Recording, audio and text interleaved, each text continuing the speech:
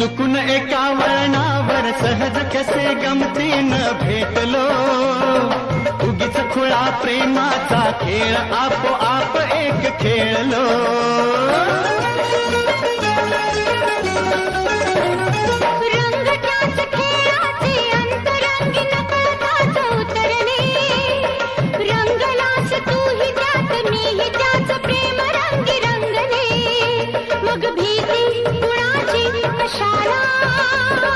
भीती कुणाची कशाला, भीती कुणाची कशाला, अगं भीती कुणाची कशाला.